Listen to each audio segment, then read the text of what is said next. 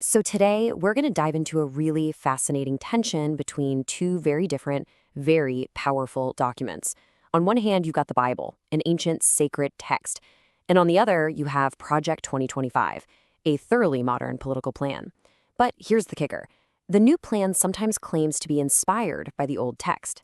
What happens when you put that claim to the test? Well, our source material does exactly that, so let's get right into it. All right, so first, let's get our bearings. The source defines the Bible not just as a book of faith, but as a moral guide.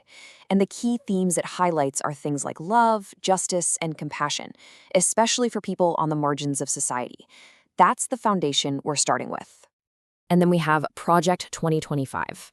This isn't just a policy paper. The source describes it as a massive, comprehensive blueprint. Its goal is huge and explicit: to completely restructure the U.S. federal government from the ground up, all based on a particular conservative vision. Okay, so what's the link between the two? This is where it gets really interesting. The source points to a key claim from Project 2025's authors, that their plan is informed by biblical principles. And that single claim? That's the central question this whole analysis is designed to explore. So, to kick things off, the source document starts with a high-level, side-by-side comparison. We're talking goals, focus, and core values. Let's see what that big picture view looks like. This table really cuts right to the chase. You can see the source lays it out clearly. On one side, the Bible is presented as a theological text, all about spiritual salvation and universal love. On the other, Project 2025 is a political document focused squarely on government power and policy. Right from the get-go, the source argues that their fundamental nature and values are just worlds apart. Okay, so let's zoom in from that big picture and see how this plays out with a specific real-world issue. The first deep dive from the source is on the topic of immigration.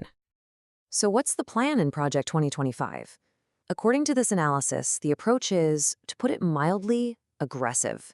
We're talking about mass deportations, potentially using military force, and a total dismantling of the existing asylum system. The source then puts that plan up against this direct quote from the Bible. The mandate here is pretty unambiguous, right? Treat the foreigner as one of your own. Love them as yourself. And it even gives a reason, because you too were once foreigners. And this slide just boils that contrast down perfectly. The source concludes that Project 2025's approach treats the immigrant as a threat that needs to be removed. But the biblical mandate, as shown here, does the polar opposite. It treats the immigrant as a neighbor to be loved and protected. It's a direct reversal. Next, the analysis shifts gears. It moves from how we treat people on the outside to how power should be used on the inside, zeroing in on the power of the president. When it comes to presidential power, Project 2025 doesn't beat around the bush. The goal is to dramatically increase and centralize power in the executive branch, and the source really hones in on this specific quote about the need to break or bend the bureaucracy to the president's will.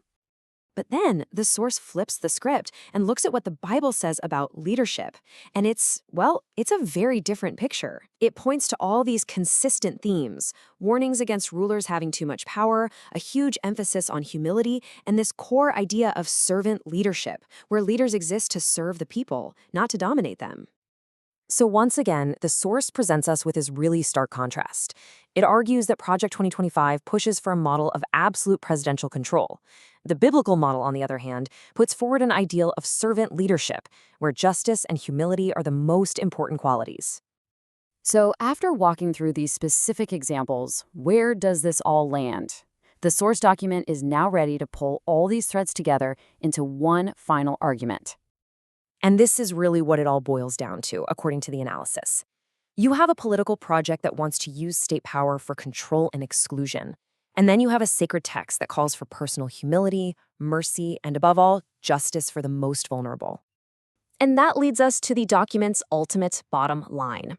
Based on these key policy areas, it concludes that there is a fundamental, deep-seated inconsistency between the actual proposals in Project 2025 and that initial claim of being guided by core biblical principles. And so, the source leaves us with a really powerful question to think about. Whether you agree with its conclusion or not, the analysis pushes all of us to ask something bigger. What is the proper role of ancient faith in modern policymaking? It's a huge question and definitely something worth thinking about. Thanks for watching.